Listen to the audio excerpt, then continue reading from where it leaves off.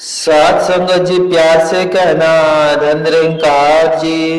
आप सभी का हमारे चैनल यानी मोनेस पर विचार पर स्वागत है। इस वीडियो की शुरुआत करने से पहले दास आपसे हाथ जोड़कर एक संभावपूर्ण निवेदन करना चाहता है। सात संगत जी, हमारा उद्देश्य आपके जीवन में सकारात्मक शांति और हर रोज हम आपके लिए एक नई प्रेरणादायक वीडियो लाते हैं। इस वीडियो के माध्यम से हम आपके जीवन में आत्मविश्वास, शांति और प्रेरणा का संदेश पहुंचाना चाहते हैं। सात संगत जी, आपसे निवेदन है कि कृपया हमारे चैनल को लाइक और सब्सक्राइब करें और नोटिफिकेशन को ऑन करें, जिससे कि आप किसी भी अनमोल साथी, सत्संग या संदेश से वंचित न रहे। आज की कहानी का विषय है सात संगत जी। सात संगत जी, एक गांव में एक किसान रहता था और किसान के 4 बेटे थे। चारों बेटे में जो सबसे छोटा बेटा था, उसका ध्यान सत्संग की तरफ ज्यादा रहता था, संतों के सेवा भाव में ज्यादा रहता था तथा भगवान में वह ज्यादा समय देता था। और तीनों जो बेटे थे, उस किसान के पास वो अपने पिता का हाथ बटाया करते थे। सात संगत जी, गृहस्थ जीवन में, गृहस्थ के कार्य में, खेती बाड़ी के कार्य में, इसलिए वह किसान अपने तीनों बेटे के ऊपर बहुत ही प्रसन्न रहता था। लेकिन जो सबसे छोटा बेटा था, उसे वह नालायक कहके पुकारता था कि मेरा जो छोटा बेटा है वह नालायक निकल गया। सात संगत जी, साधु संतों के साथ घूमना फिरना रहता है। और सात संगत जी, समय बड़ी तेजी से बीत रहा था। उसी नगर में एक राजा, जिसके पास कोई संतान नहीं थी और संतान न होने के कारण वह राजा बहुत ही दुखी रहता था। एक दिन मंत्री ने राजा को सलाह दी कि हे राजन, आप किसी तांत्रिक को अपने महल में बुलाइए और उससे उपाय जानने का प्रयास कीजिए कि आपको औलाद कैसे होगी। राजा जब मंत्री की बात को सुना तो तुरंत आदेशित कर दिया कि ठीक है, राजमहल में एक तांत्रिक को बुलाया जाए। अब तो राजा का मंत्री था, आदेश पाते ही तांत्रिक को राजमहल में बुलाया और वह तांत्रिक राजा के सामने बैठा और कुछ समय तक शांत मुद्रा में बैठा हुआ था।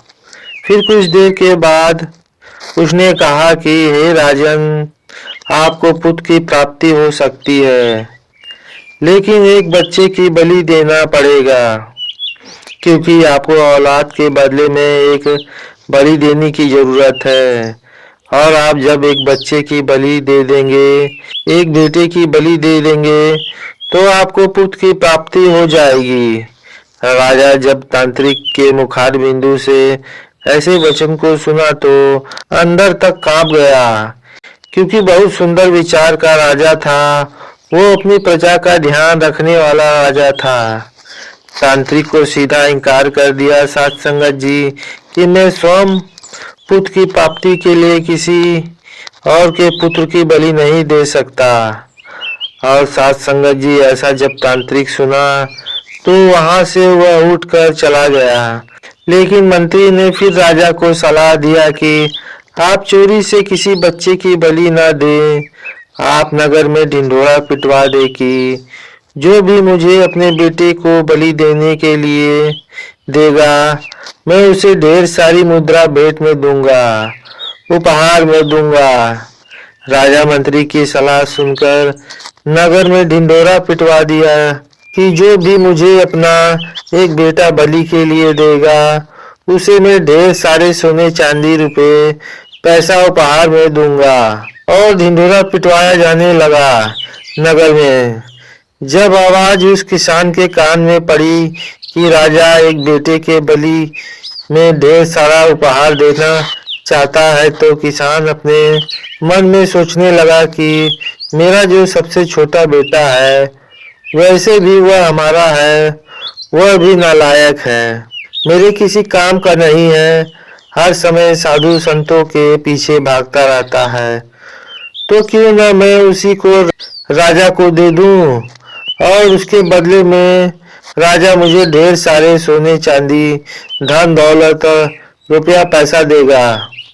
ऐसा विचार करके वह राजा के पास पहुंच गया और राजा ने कहा कि हे राजन, मैं अपने बेटे को बलि के लिए तैयार हूँ देने को आपको।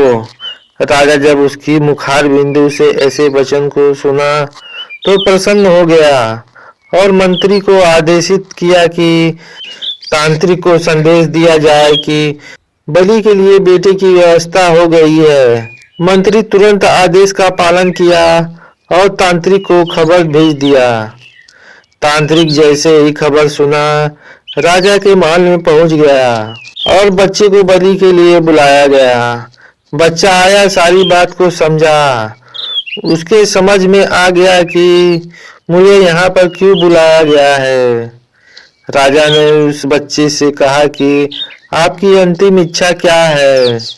उस बच्चे ने अपनी अंतिम इच्छा में कहा कि मुझे 4 तसला बालू चाहिए। जैसे ही उस बच्चे ने 4 तसला बालू की बात की, वैसे ही राजा के आदेश के अनुसार 4 तसला बालू मांग लिया गया। उस बच्चे ने उस 4 तसले बालू को 4 भागों में बांट दिया।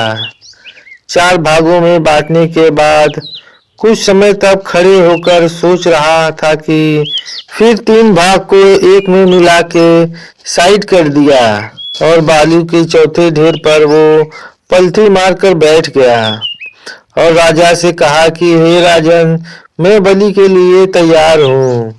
लेकिन राजा उसकी हरकत को देखकर हैरान था और उन 4 तसले बालू को 4 भागों में बनवाया।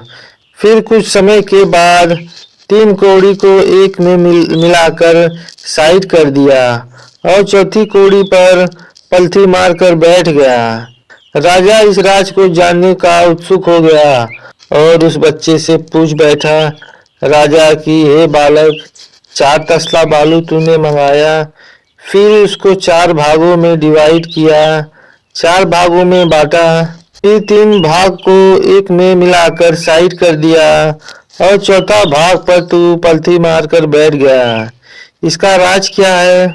उस बच्चे ने कहा कि हे राजन, मैंने 4 कूड़ी इसलिए बनाई कि पहली कूड़ी मेरे माता पिता की थी, लेकिन जब मेरे माता पिता के अंदर धन दौलत रुपये पैसे का लालच समा गया तो फिर उनसे विनती करना बेकार है, क्योंकि जिसके अंदर भी लालच समा जाता है वो फिर किसी की नहीं सुनता।